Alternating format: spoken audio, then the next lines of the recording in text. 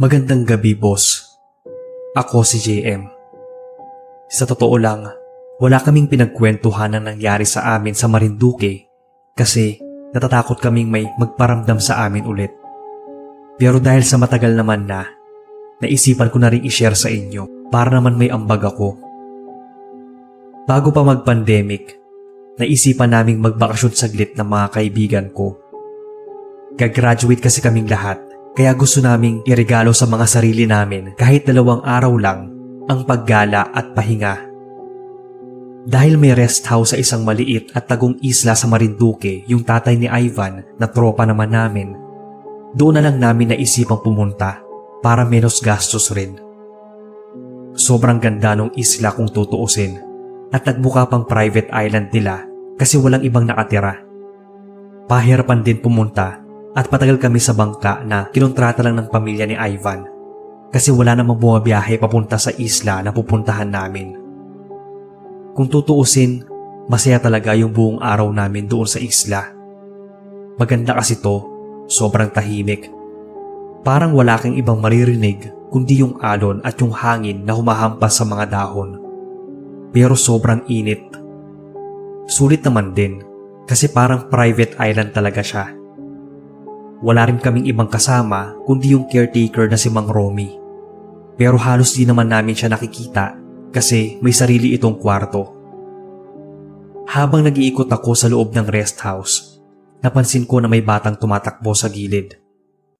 Maliit lang ito, na ang puting damit, mabilis tumakbo papunta sa isang kwarto. Hindi ko naman pinansin. Akala ko anak lang ni Mang Romy o kamag-anak kaya hinayaan ko na lang. Nung gabi, naisipan naming mag-bonfire. Tawanan, inuman, kantahan. Siyempre, hindi mawawala yung kwentuhan ng mga horror experience kuno ng bawat isa sa amin. Isa-isa kami nag-share ng mga kwento na di naman namin alam kung totoo ba o trip-trip lang. Tapos si Ivan, biglang nagkwento tungkol sa rest house. Ang sabi niya, may kwento-kwento raw na may multo sa bahay na gumagala. Dati raw kasi, may isang katulong at anak niya sa rest house ang nakatira. Sila lang daw ang iniiwan kapag wala yung may-ari. Kaso, isang gabi, may magnanakaw ata o pirata na napadpad ng loob at pinatay silang mag-ina. Simula raw nun, may mga nagpaparamdam na sa bahay. Inasar pa namin si Ivan kasi ayaw naming maniwala sa kwento niya. Baka gusto lang niyang manakot o mag-prank kasi gawain din niya yon. Pero ako, biglang sumagi sa isip ko yung batang nakita ko kanina. Kaya tinanong ko si Ivan na kung patay na yung bata, bakit may nakita pa akong bata sa loob kanina? Kawawa naman yung bata, sabi ko. Pinatay na niya sa kwento niya para lang takutin kami. Tinawanan lang ako ni Ivan. Sa kanya sinabing wala naman daw batang nakatira sa rest house at yung caretaker na si Mang Romy matanda na. Yung multo daw na sinasabi niya yung babaeng katulong daw yon. Medyo kinilabutan ako pero pilit ko na lang inisip na baka nagkamali lang ako ng nakita. Baka anino lang o baka pagod lang ako sa biyahe. Baka niloloko na naman ako ni Ivan. Dinamihan ko na lang yung pag-inom ng alak para kahit papaano kumalma ako. Medyo nakaramdam na kasi ako ng takot nun. Tapos para na akong tuliro na lingon sa paligid kahit na puro buhangin at puno lang naman yung nakikita ko. Tinigil na namin yung horror experience na usapan. Nag-asara na lang ulit kami. Pero mukhang hindi talaga kami magiging masaya nung gabing yon. Habang nagkakasiyahan kami, biglang tumakbo yung isa naming kasama na si Bea. Galing kasi siyang CR.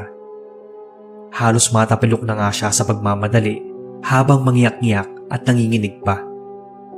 Ang sabi niya, may bata raw sa loob ng CR. Lumingon ako sa paligid. Nagbabaka sakali na may makitang bata. Pero wala talaga. Doon na nagsimulang magalit yung isa naming tropa kay Ivan. Kasi akala namin, tinatakot lang niya kami. Sabi pa nga tigilan na niya. Baka may madisgrasya pa sa takot. May mga babae pa naman kaming kasama. Pero talagang sinasabi niya na hindi naman siya nanakot. Kahit siya nga, namumutla na dahil wala siyang alam na may bata sa rest house nila. Kung gusto nga raw namin pagkakita namin kay Mang Romy, kami mismo ang magtanong kung may kasama ba siyang bata para naman makampante kami. Nagkatinginan kaming lahat. Alam kong pare-pareho na kaming kinakabahan. Kahit ako, naramdaman ko yung bigat ng hangin. Feeling ko, may nakamasid sa amin. Hindi rin naman namin alam kung tatakbo kami o didedmahin lang kasi wala naman kaming mapupuntahan. Wala nang bangka. Bukas pa ng hapon kami susunduin. Nagdesisyon na lang kami pumasok sa rest house. Wala na rin kami sa mood, tapos si Bea di pa rin tumigil sa kakaiyak. Sinamahan kami ni Ivan sa kwarto ni Mang Romy na halatang naistorbo pa namin sa tulog nang pagbuksan niya kami ng pinto. Kinausap siya ni Ivan para tanungin kung may bata ba siyang kasama. Nagulat naman si Mang Romy saka sinabing wala raw. Siya lang daw ang mag-isa sa rest house.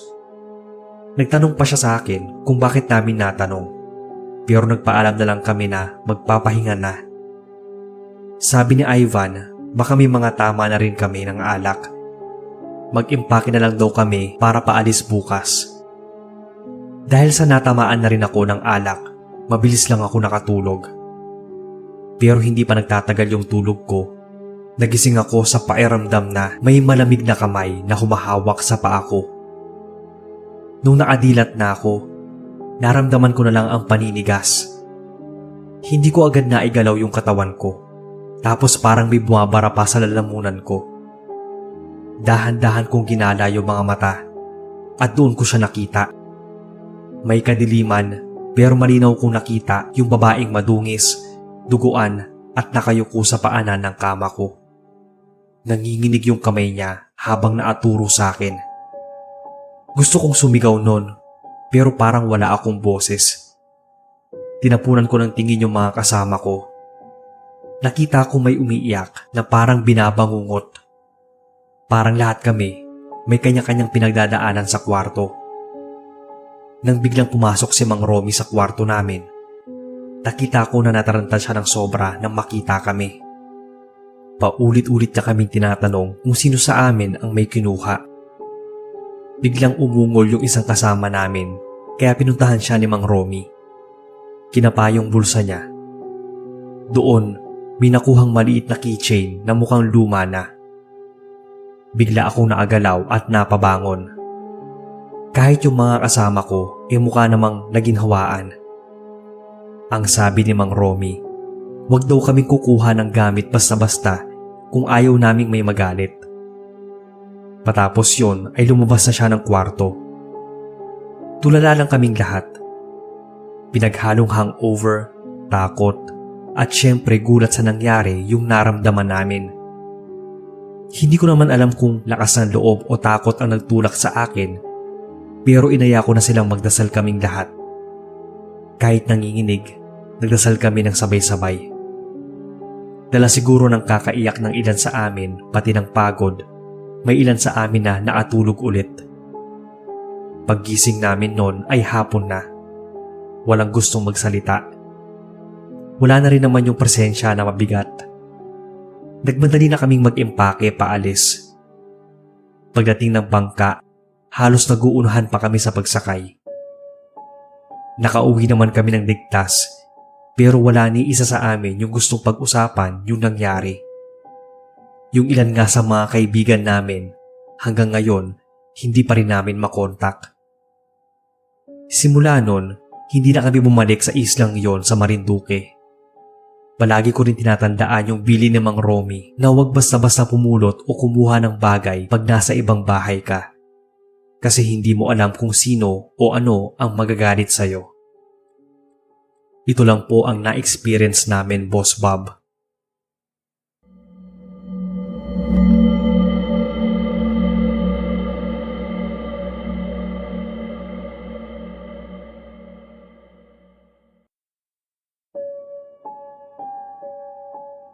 Magandang araw po sa inyo.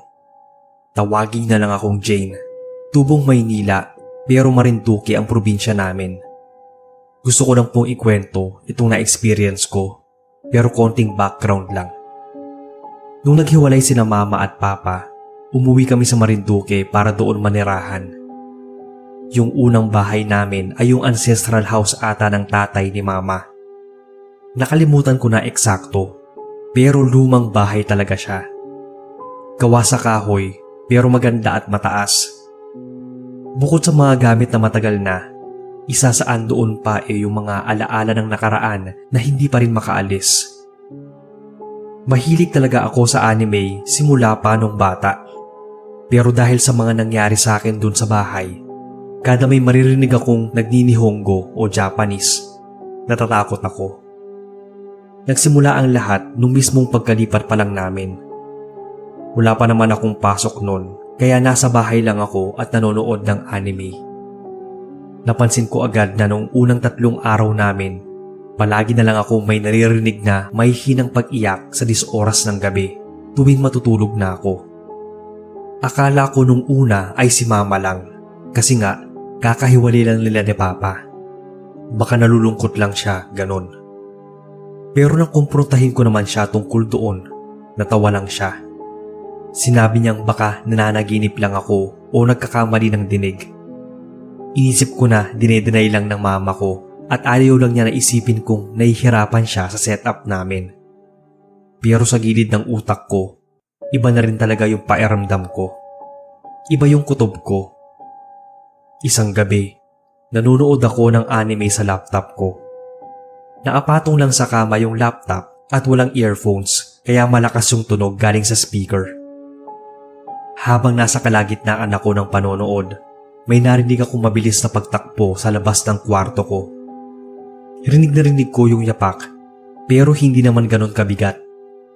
Napapitlag ako. Sumilip agad ako sa pinto, pero wala namang tao. Pumunta ako sa kwarto ni mama. Pagpasok ko, nakabukas pa yung lampshade niya, pero malalim yung tulog. Inisip ko na baka may pusa lang na nakapasok. Kaya bumalik na lang ako sa kwarto para manood ulit. Hanggang sa maatulog na ako. Kinabukasan, gabi na nang matapos ako sa schoolwork. Kaya nanood ulit ako ng anime habang nakahiga. Hindi ko na malayan na nakatulog na pala ako. Bandang madaling araw, nagising ako. Bigla kasi akong may narinig na umiiyak. Mas malakas na ngayon. Parang mas malapit. Dahan-dahan akong bumangon at lumabas sa madilim na hallway ng bahay. At doon, sa dulo ng pasilyo, may nakita akong babae. Nakayuko siya, mahaba ang buhok, nanginginig habang umiiyak. Nanigas ako sa kinatatayuan. Hindi ko maigalaw yung katawan ko nun. Ang tanging nagawa ko lang ay bumuka ang bibig ko para sumigaw. Sa sobrang takot siguro, parang kusa na lang akong napasigaw ng malakas. Unti-unting nawala yung babaeng umiiyak kaya mas lalong lumakas yung sigaw ko sa takot. Biglang bumukas yung pinto ni mama at dali-dali siyang lumapit sa akin nang makita niyang nanginginig ako sa takot. Niyakap niya ako at tinanong kung anong nangyari. Halos hindi ko na maipaliwanag ng maayos kasi nanginginig yung boses ko. Pero sinubukan kong ikwento yung nakita ko. Akala ko nga ay papagalitan ako ni mama kasi baka hindi niya ako paniwalaan. Pero niyakap niya lang ako ng mahigpit saka nagsorry sa akin kasi hindi niya alam na andoon pa raw pala sa bahay na yon yung babaeng nagpaparamdam. Dati pa raw yon. Nung maliit pa lang siya, may babaeng nagpaparamdam na sa bahay pero minsanan lang. Ang kwento sa kanya ng lolo, baka daw isa yon sa mga may-ari o tumira sa bahay na yon na naabutan pa yung panahon ng giyera sa Marinduque. Hindi naman daw nagpaparamdam kay mama. Pero suspetsa niya, baka pinatay daw ng mga Hapon nun. Kaya galit siya sa kahit sinong may kinalaman sa kanila. Sinabihan niya akong umiwas muna sa panonood ng anime. Baka raw yun ang dahilan kung bakit nagpapakita yung babae. Siguro ay dahil sa boses o sa mga nagahapon. Siguro, kung hindi ko pa nakita yung multo, baka tinawanan ko pa si mama. baka nakornihan ako. Pero alam ko rin na posibleng sinasabi ni Mama at wala namang masama kung susunod ako kaysa naman may magparamdam pa ulit sa akin. Simula nun, tinigil ko na yung panonood ng kahit anong anime. At sa totoo lang, hindi ko na rin nagawang bumalik pa sa hallway tuwing 10 oras ng gabi. Wala nang nagpaparamdam pagkatapos nun. Pero kahit kailan, hindi na nawala sa isip ko yung itsura ng umiiyak na babae. Lalo na kapag may naririnig akong kahit anong salita o kanta na Japanese. Para akong bumabalik sa gabing yon, sa madilim na hallway, sa takot na hindi ko malimutan. Hanggang sa bumalik kami sa Maynila nung nag-college na ako. Hindi ko na binalikan yung lumang bahay na yon. Pero minsan sa panaginip ko, nadidinig ko pa rin yung maihinang pag-iyak ng babae sa dilim. Nung nag-aaral ako, nababanggit pa rin yung history ng Pilipinas. Kapag natataon kami sa panahon ng giyera, naaalala ko yung multo.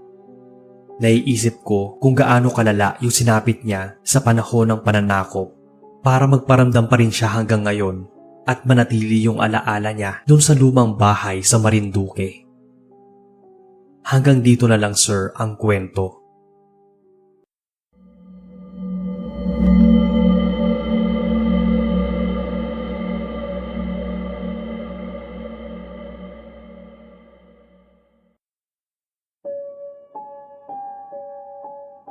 Magandang araw sa lahat.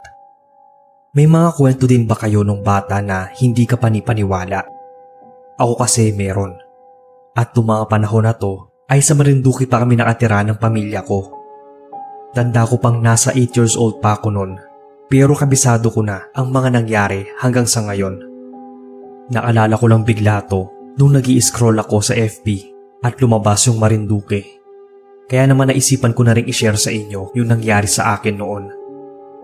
Dahil nga sa bata pa ako noon, wala rin kapatid o pinsan na kasing edad ko.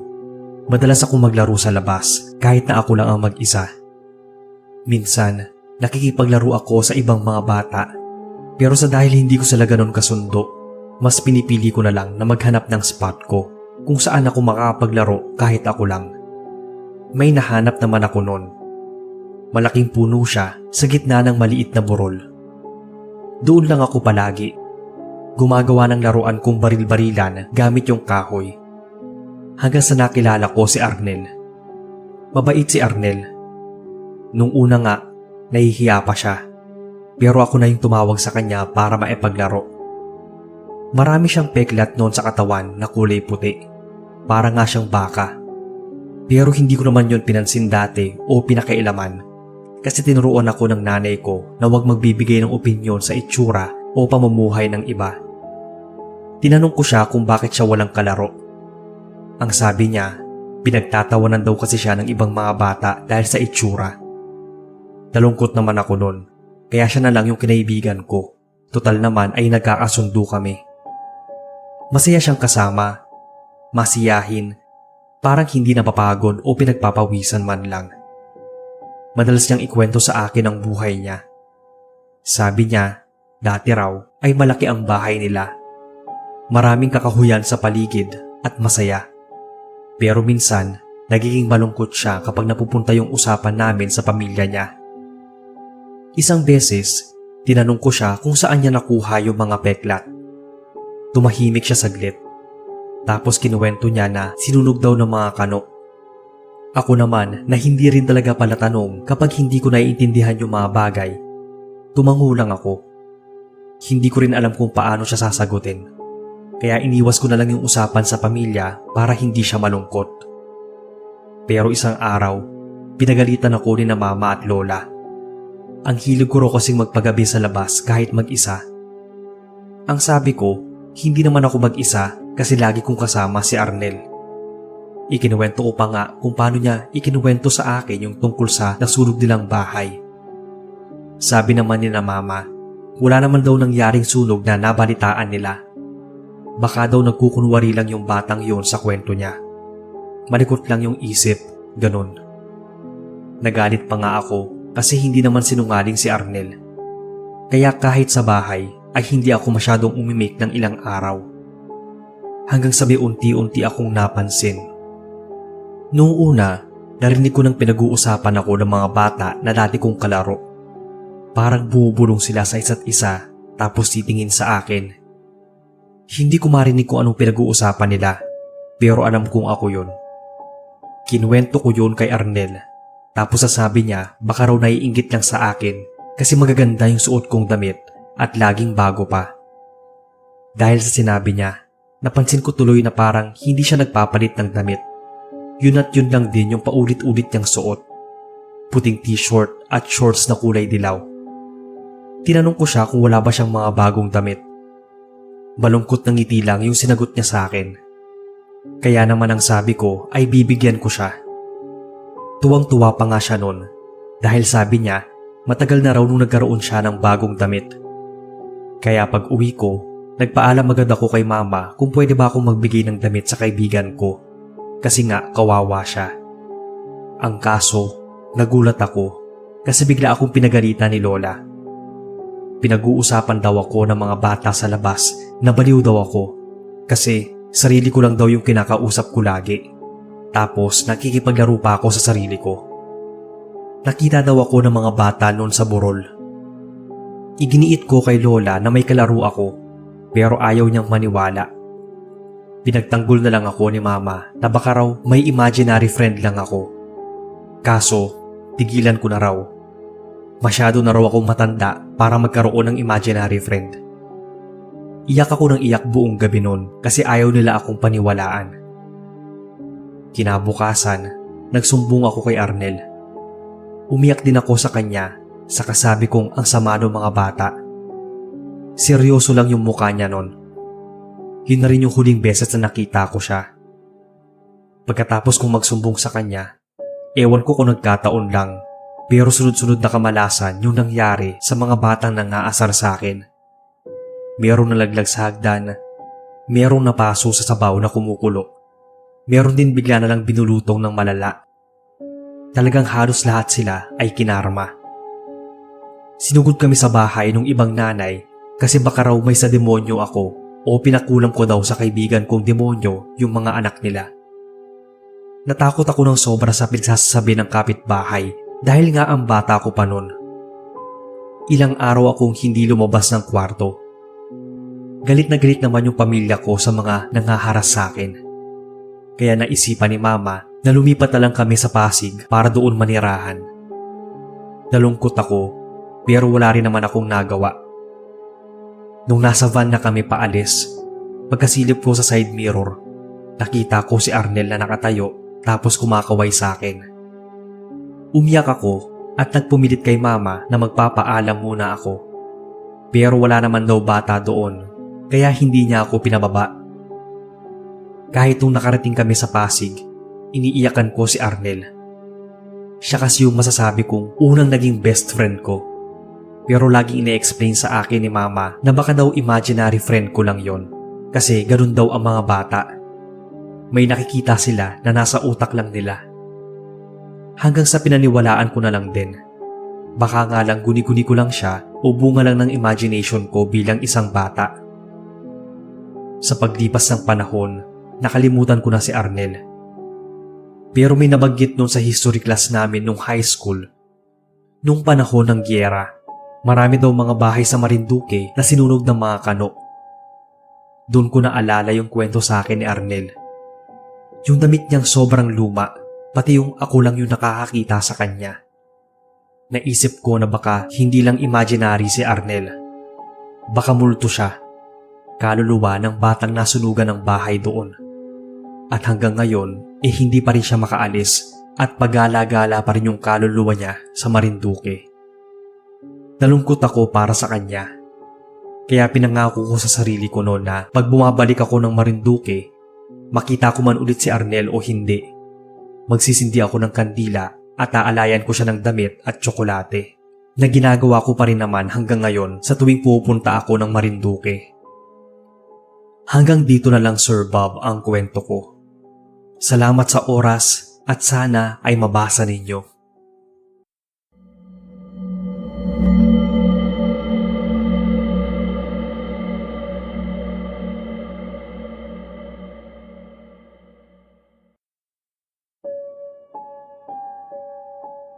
Hello po sa inyo, Sir Bob, at sa lahat ng mga nakikinig. Tawagin niyo na lang akong Grace. Siguro ay ilan sa inyo ay nakapag-alaga na ng mga lolo at lola nila. Ganon din ako dati noong teenager. Ang kaso ay medyo mainitin ang ulo ko noon at aminado akong hirap talaga akong mag-alaga sa lola ko kasi nagkaroon na rin siya ng Alzheimer's disease. Kaya minsan kung saan-saan na siya napupunta. Umabot na nga ako sa punto dati na nasisigawan ko na siya dahil sa inis. Pero nagsisi din ako sa naging pagtrato ko sa kanya nung tumanda na ako. Nung ako pa yung nag-aalaga sa kanya, lagi siya nagkukwento tungkol sa mga sundalong Hapon nung panahon ng giyera. Naabutan pa niya kasi yon. Mga nasa 13 years old pa lang yata siya nun. Paulit-ulit lang din yung kwento niya. Kahit hindi ko na gustong marinig, ay uulit-ulitin pa rin niya. Sabi nito, mga salbahero ang mga Hapon at walang awa, walang puso. Ang dami niyang kwento tungkol sa mga sinaktan, pinatay o pinahirapan nila. Minsan nga, pairamdam ko, parang kahapon lang nangyari sa kanya ang lahat. Parang sobrang linaw pa rin sa alaala niya. Pero para sa akin, parang lumang kwento na lang sa libro. Hindi ko naman talaga siya pinapansin noon. Siyempre kasi, yung henerasyon ko ay malayo ang agwat sa kanya. Sa isip ko noon, wala naman ng mga galit sa Hapon. Kumbaga minsan, astig pa nga yung mga ipinapakita nila. Kaya para sa akin dati, isa lang din siyang matandang mahiling magkwento. Tiniis ko na lang kumbaga. Hanggang sa Maynila na ako pinagkolehiyo, kaya ibang kamag-anak na yung nagbantay sa kanya. Ilang taon din akong nawala sa Marinduque. Nung bumalik ako, wala na si Lola. Hindi ko na siya naabutan. Hindi ko man lang din siya napuntahan kahit sa huling sandali niya. Pero umuwi ako doon para makiselebrate ng first death anniversary niya. Doon nagsimula ang lahat. Doon ako tumuloy sa bahay ni Lola. Andoon rin yung ibang mga kamag-anak namin, pero ako kasi may sarili akong kwarto doon na katabi lang ng kay Lola. Nagsimula yung unang pagpaparamdam nang napansin kong tuwing gabi may naririnig akong mga bulong. Minsan mahina lang, minsan parang hangin na dumaan sa tenga ko. Akala ko nga nung una, pagod lang ako o kaya mga ingay lang yon ng ibon sa labas na nagtutunog tao sa pandinig ko. Hanggang sa naging pamilyar at malinaw yung sinasabi sa mga bulong. Eksaktong gabi pagkatapos ng death anniversary ni Lola, naatulog agad ako sa pagod. Naalimpungatan na lang ako bigla nang parang may kung anong bumulong sa tenga ko. Malabo. Hanggang sa naging malinaw yung sinasabi ng bulong. Andiyan na sila. Napabalikwas ako sa kama. Lumingon ako sa paligid pero walang ibang tao. Narinig kong may gumalaw na parang nagtatago kaya kinabahan ako na baka pinasok kami ng magnanakaw. Kinuha ko yung lampshade sa kadahan-dahan naglakad para hanapin kung sino yung nakapasok. Nung malapit na ako sa cabinet, biglang may mabilis na nagsalita direkta sa tenga ko. Kinilabutan ako ng malala nang mabusesan kong si Lola yung nagsalita. Ang sabi niya, "Takbo! Tago!" Nanigas ako sa takot. Hindi ko rin magawang gumalaw. Hindi ko magawang sumigaw nun. Ramdam ko lang yung takot sa buong katawan ko. Sa tagal ng panahon na hindi ko narinig yung boses ni Lola, hindi ko akalain na talagang kikilabutan ako ng ganun. Pero hindi pa man ako nakaka-recover sa narinig ko. May narinig na naman akong malakas na mga yabag sa labas ng kwarto. Yung yabag, mabibigat at mabagal. Yung para bang may nagmamarcha. Nagmamadali yung lakad, kaya mas lalo akong natakot. Yung tunog ng yabag parang sa sundalo. Parang may suot na bota. Doon na ako nagtatatakbo at nagsisisigaw pababa. Hinanap ko agad yung iba naming kapamilya at mabuti na lang meron pang nagkakape sa kusina. Umiyak ako sa tita ko. Hindi ko alam kung paano niya nahulaan, pero tinanong niya ako agad kung nagparamdam din daw ba sa akin si Lola. Hindi pa ako nakakasagot. Narinig ko na naman yung boses ni Lola na parang naatapat lang sa bunganga niya yung tenga ko. Sabi niya, Mamatay na sana lahat ng mga Hapon. Mga walang puso. Nag-iiyak ulit ako at sumigaw. Nagsibabaan na yung ibang kamag-anak namin para patahanin ako, pero hindi ako matahan. Hindi naman sila nagalit at ipinaliwanag lang na baka kaya nagpakita si Lola sa akin kasi paborito niya akong apo. Doon naman ako nakonsensya. Akala siguro nila nagpakita lang ng simple sa akin si Lola. Hindi nila alam parang kahit kaluluwa niya talagang hindi pa rin makalimot sa mga Hapon. Sobra akong naawa bigla kay Lola nun. Hindi ko alam kung ano ba yung pinagdaanan niya nung kapanahunan niya. Pero sigurado akong mabigat yun ng sobra, kaya daladala niya hanggang sa huling hininga at hantungan niya. Ni-request ko sa mga kamag-anak namin na magpadasal pa para kay Lola. Baka sakaling matahimik na siya. Dahil sa totoo lang, masakit isipin na mula sa ilang taon ng buhay niya bago siya mawala, hanggang sa isa na lang siyang kaluluwa, nagdadalamhati at puno pa rin siya ng takot. May paminsan-minsan pa rin pagpaparamdam si Lola nung nasa Marinduque ako. Hanggang sa matapos ang padasal, hanggang sa mailibing siya. Nang muli akong bumalik doon makalipas ang ilang taon, tahimik na ang bahay. Hindi na nagpaparamdam si Lola. Ito lang po ang creepy experience ko sa kaluluwa ni Lola. Palagi po ako nakikinig at nag-aabang ng mga kwento nyo sa channel. Tuloy-tuloy lang po. Maraming salamat at sana ma-feature nyo tong kwento ko sa inyong channel.